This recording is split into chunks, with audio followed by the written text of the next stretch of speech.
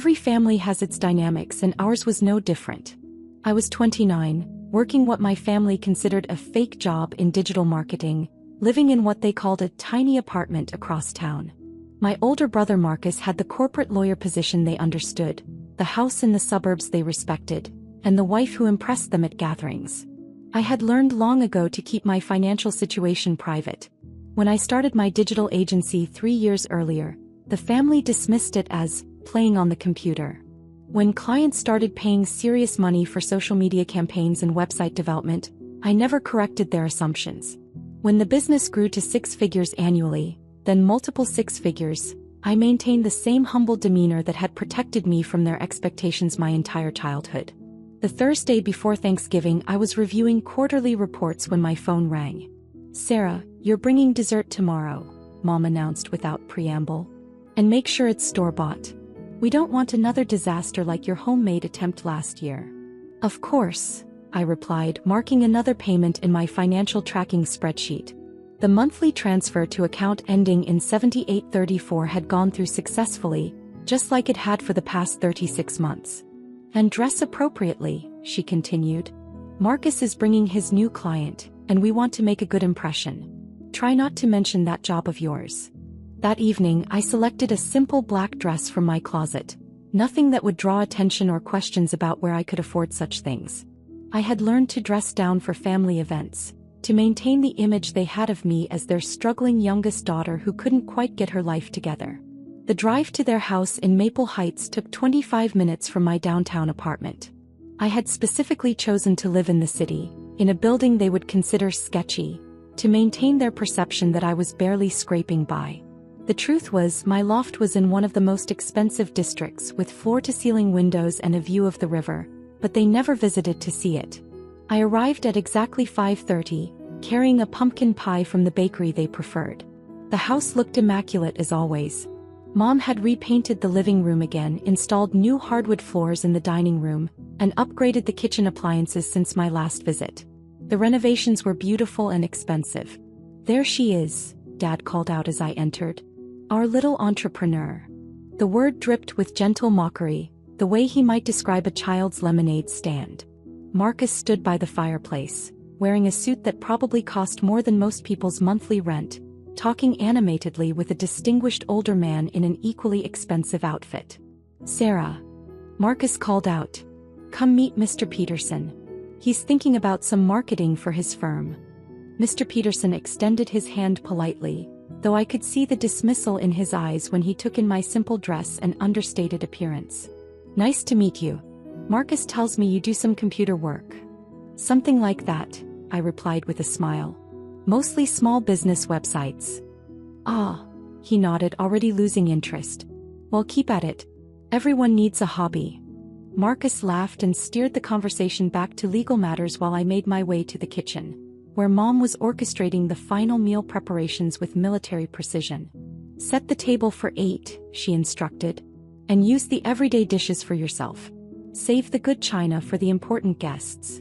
I complied without comment, arranging the mismatched place setting she had designated for me at the far end of the table, away from where the serious conversations would take place.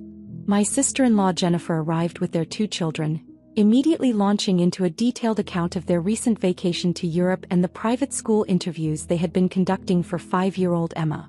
"We're looking at Riverside Academy," she announced proudly. "The tuition is steep, but Marcus insists on the best education money can buy." "That's wonderful," I replied genuinely. "Emma's so bright. She'll thrive anywhere." "Well, not anywhere," Mom interjected pointedly. "Some of us understand the importance of investing in quality education instead of wasting money on frivolous things." The comment stung with its intended meaning. They still brought up my decision to attend State University instead of the private college they had preferred, as if my choice to graduate debt-free had been a personal failing rather than financial prudence. Dinner conversation flowed around me as it always did. Marcus discussed his latest high-profile case, Jennifer shared updates about their country club social calendar, and Mr. Peterson offered insights about the luxury car market. I contributed when directly asked but mostly listened, accustomed to being treated as the family member who had little of value to add to discussions about success and achievement. Sarah's been trying to make this internet thing work for years now, Dad explained to Mr. Peterson during the main course. We keep hoping she'll find something more stable. The gig economy is tough, Mr. Peterson replied sympathetically.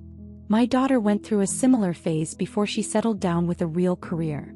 Exactly, Mom agreed, refilling his wine glass.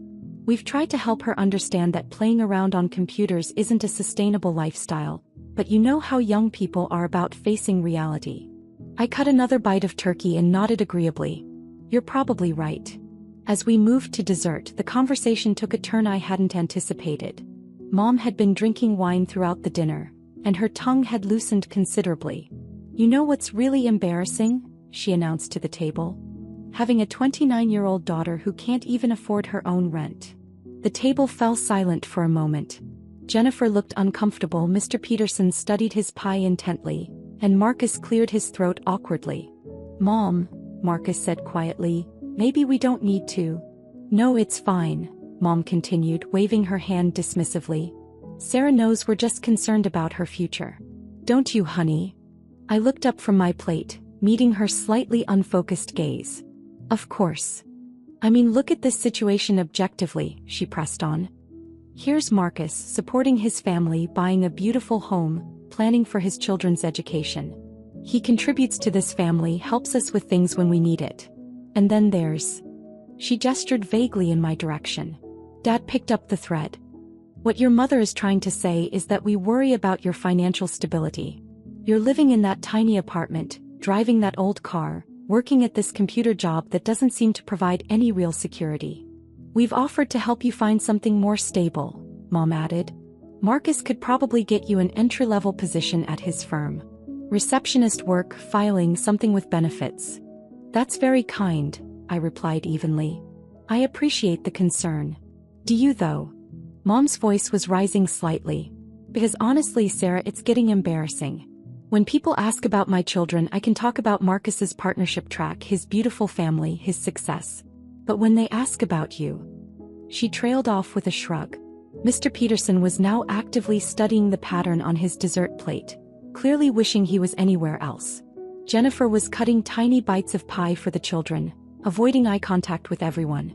The truth is, Dad said, leaning forward with the earnest expression he wore when delivering what he considered tough love, you need to stop pretending to be successful and start taking concrete steps toward an actual career. You're 29 years old, Mom continued.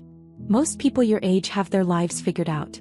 They're not still playing around with hobby businesses and living like college students. Marcus finally intervened.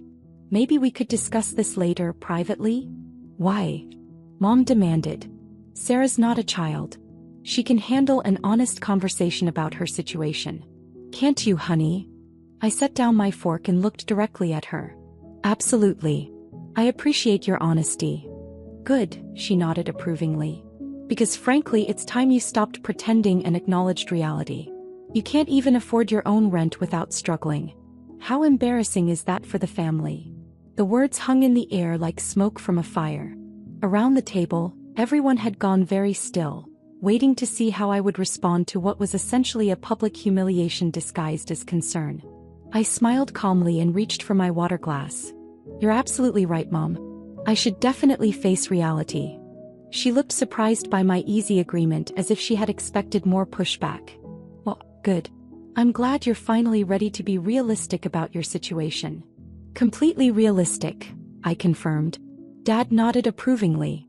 That's what we like to hear. Now, about Marcus's offer to help you find something at his firm. I listened politely as they outlined their plans for my career rehabilitation, nodding at appropriate intervals and making non-committal sounds of agreement.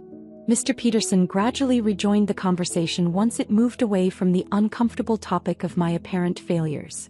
Jennifer began discussing holiday plans, and the tension at the table slowly dissipated.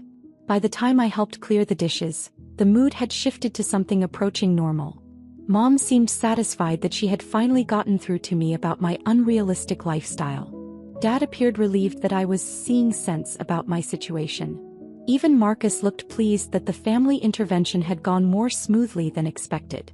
I woke up Friday morning in my downtown loft, sunlight streaming through the floor-to-ceiling windows that offered a panoramic view of the city skyline. The space was minimally furnished but elegant, with polished concrete floors and exposed brick walls that had cost more to renovate than most people spent on cars. Over coffee, I opened my laptop and reviewed the previous month's business statements.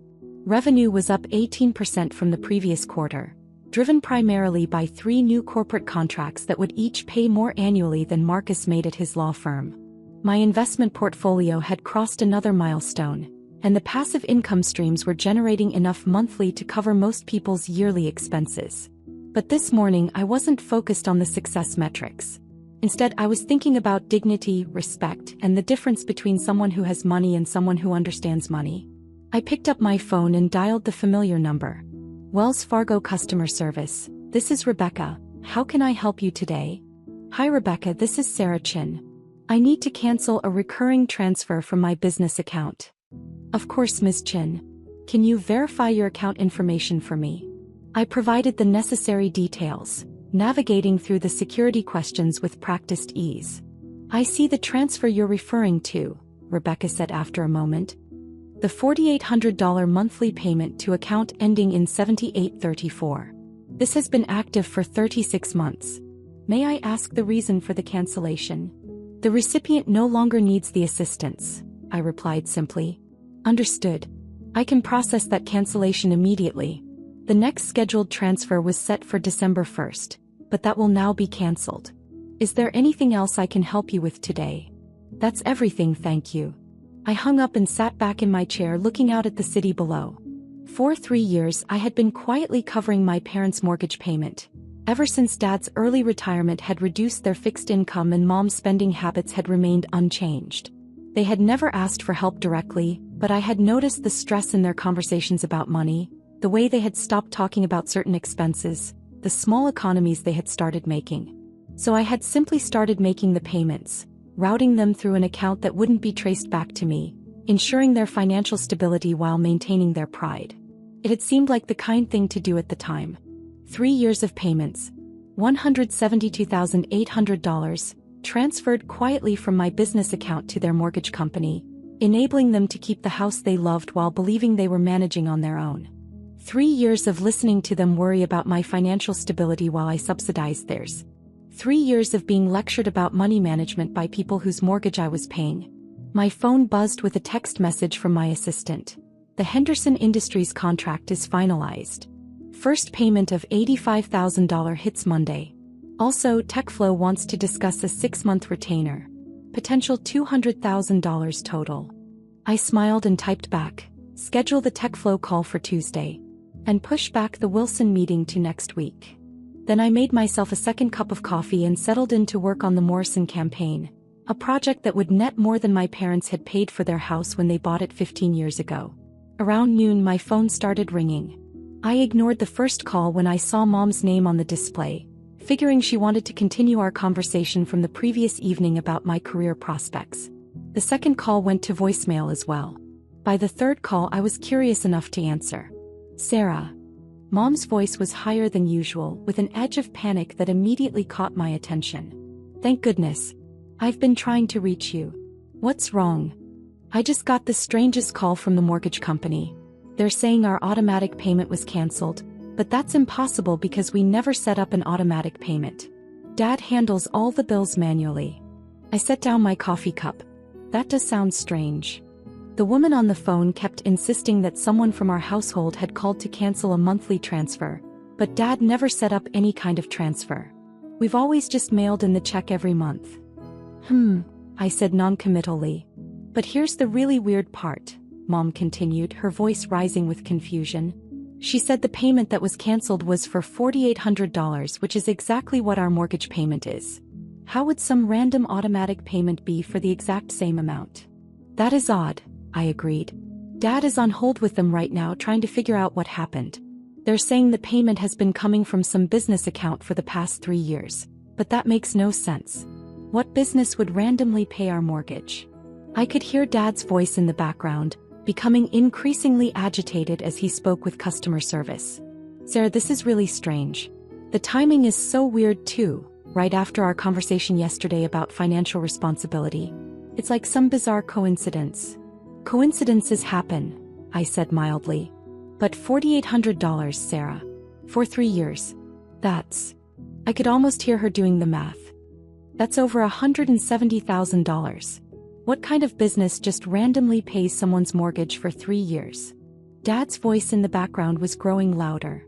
I caught fragments. No authorization. And never requested. And need to investigate this immediately. Mom, I said gently, maybe you should focus on figuring out what your mortgage situation actually is going forward. What do you mean? I mean, if someone was helping with your mortgage payments and now they're not, you'll need to make arrangements to cover that payment yourselves. There was a long pause. Sarah, do you know something about this? I know that mortgage payments don't make themselves, I replied. And if you've been getting help that you weren't aware of, you'll need to plan accordingly now that the help has stopped. Another pause, longer this time. In the background, Dad's voice had gone quiet. Sarah, Mom said slowly, this business account, you don't think it could have been? Could have been what? I mean, you work with business accounts, right? For your computer thing. I do work with various business accounts, yes. And you would know how to set up automatic payments? That's a pretty basic banking function, Mom. Most people know how to do that. I could hear her breathing on the other end of the line, processing the implications of what she was beginning to suspect. Sarah, she said very quietly, have you been paying our mortgage? Have I been paying your mortgage? Don't play word games with me. Have you been sending money to our mortgage company? I took a sip of coffee and looked out at the city skyline. Mom, you just told me that you can't even afford your own rent. How could I possibly be paying someone else's mortgage? She started, then stopped. But Sarah, if you were, hypothetically, if you had been. Mom, I said gently, I think you need to focus on what happens next, not what might have happened before. That afternoon my phone rang constantly. First Mom, then Dad, then Mom again. I let most of the calls go to voicemail, but I listened to each message. Sarah, we need to talk. The mortgage company confirmed that the payments were coming from a business called Chin Digital Solutions. That's your company, isn't it? Please call me back. Sarah, it's Dad. I've been looking at our bank statements and you're right, we never set up automatic payments. Someone else was making them for us. We need to understand what's been happening here. Honey, please call me back. I'm starting to understand what you meant yesterday about facing reality, and I think we need to have a very different conversation. By evening, I finally answered when Mom called for the 7th time. Sarah, please, we need to talk. What would you like to discuss? You've been paying our mortgage, haven't you? For 3 years. Mom, you made it very clear yesterday that I can't even afford my own rent. How could I possibly be paying your mortgage? Sarah, please stop. I know it was you. Chin Digital Solutions is your company. The payments started right after Dad retired and we were worried about making ends meet. You somehow knew we were struggling and you just started paying for us. That would be quite generous of someone who can't afford her own rent. Sarah. Her voice was small now, very different from the confident tone she had used at dinner. I owe you an apology. For what? For everything I said yesterday. For every time I've made assumptions about your financial situation. For treating you like a failure when you've been taking care of us. I was quiet for a moment, letting the weight of her words settle. Mom, what's your mortgage payment going to be next month? $4,800, she said quietly. And do you and Dad have $4,800 to pay it? A longer pause. We're not sure. We'll have to look at our budget, maybe make some changes. What kind of changes? I don't know yet. Cut back on some expenses, maybe look into refinancing or...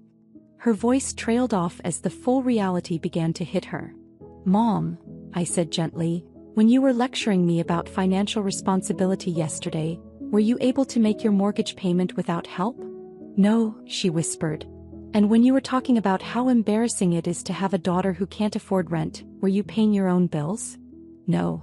So when you told Mr. Peterson that I was the family member who couldn't contribute anything meaningful, what exactly were you contributing? Silence. Sarah, I'm so sorry. I had no idea. Why didn't you tell us? Tell you what? That while you were publicly humiliating me for being financially irresponsible, I was privately covering your financial irresponsibility. That's not. We weren't being irresponsible. Dad's retirement income is just lower than we expected, and with inflation.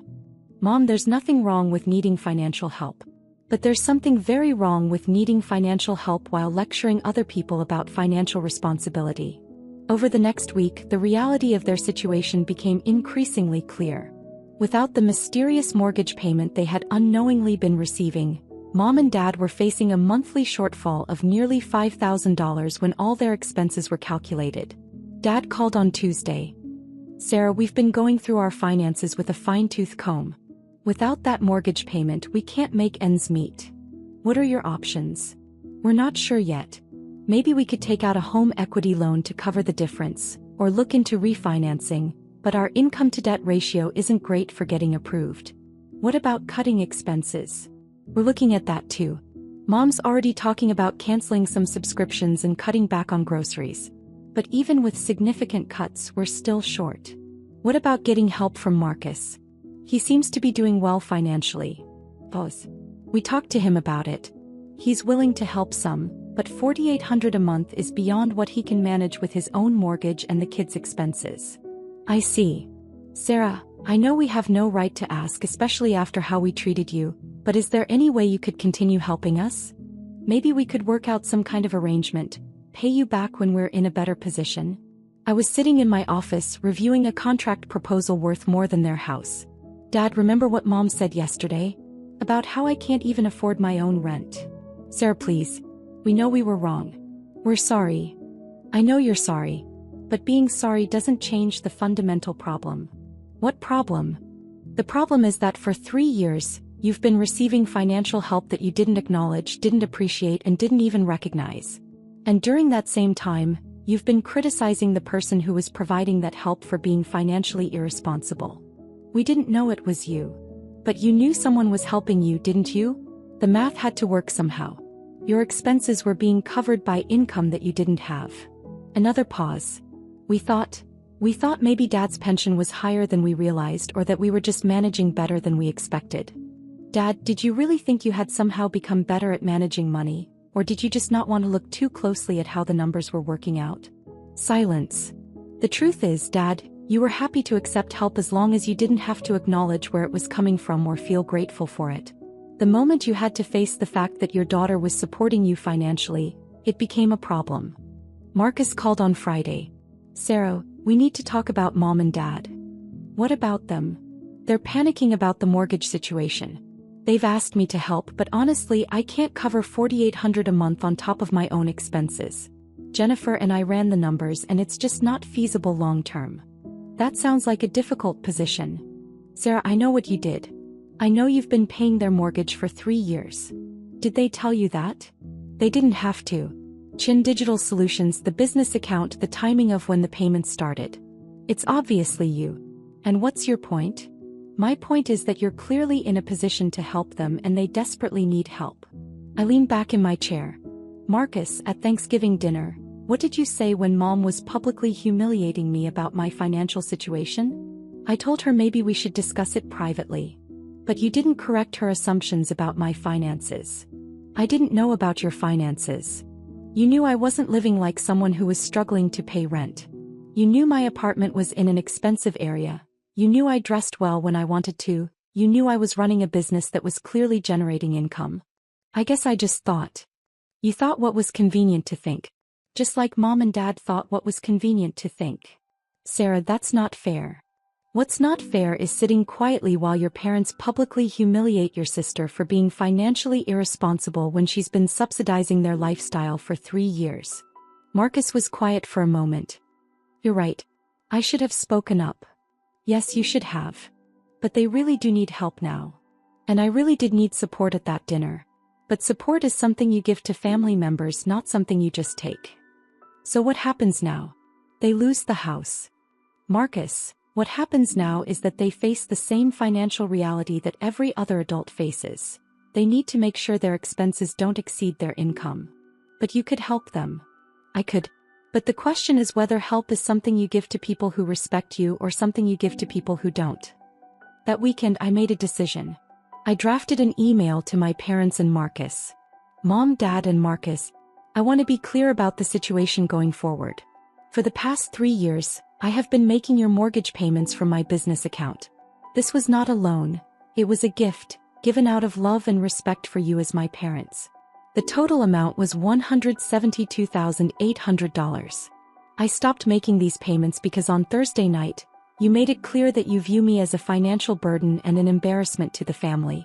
You specifically stated that I can't afford my own rent and that my lifestyle is unrealistic and unsustainable. I realize that continuing to financially support people who have such a low opinion of my financial capabilities would be inconsistent with your assessment of my situation. Going forward, you will need to make arrangements to cover your mortgage payments yourselves. If you need help understanding your options, I recommend speaking with a financial advisor or credit counselor. I wish you the best in resolving your financial situation. I read the email 3 times before sending it. It was professional, clear, and final. My phone started ringing 20 minutes after I hit send. I let it go to voicemail. Sarah, please, we can work this out. We understand now how wrong we were. Please call us back. The next call was from Marcus. Sarah, this is crazy. They're your parents. You can't just cut them off like this. The third call was Dad. Sarah, I'm begging you. We made a mistake. We're sorry. Please don't punish us for one bad evening. I turned off my phone and made myself dinner. Spring arrived early that year. From my office window, I could see the trees along the riverfront beginning to bud, promising another season of growth and renewal. The Henderson Industries campaign had exceeded all expectations, leading to 3 additional corporate contracts and a referral network that had essentially doubled my business. I had hired 2 full-time employees and moved to a larger office space in the same building. My parents had managed to keep their house, but just barely. They had refinanced at a higher interest rate, taken out a home equity loan, and made significant lifestyle changes. Mom had gotten a part-time job at a local boutique. Dad had started doing consulting work with his former company. Marcus was helping them with $500 a month, which was what he could realistically afford. We had spoken twice since Thanksgiving. Once in January, when Mom called to tell me they had figured out their financial situation and didn't need my help anymore. Once in March, when Dad called to say they were proud of me for building a successful business and that they hoped we could repair our relationship. Both conversations were polite and distant. They felt like the kind of conversations you have with acquaintances, not family members. I wasn't angry anymore. Anger requires a kind of investment in the relationship that I no longer felt capable of making. Instead, I felt something closer to indifference, which was somehow worse. The truth was, I had learned something about myself that I hadn't expected. I had always believed that love and support should be unconditional, that family meant being there for each other regardless of circumstances. But I discovered that respect was not optional for me. I could love people who didn't respect me, but I could not support them. On a Thursday in April, I got a call from Jennifer. It was unusual enough that I answered immediately. Sarah, I hope you don't mind me calling directly. Not at all. What's up? I wanted to thank you. For what? For what you taught our family about respect. I was quiet, waiting for her to continue.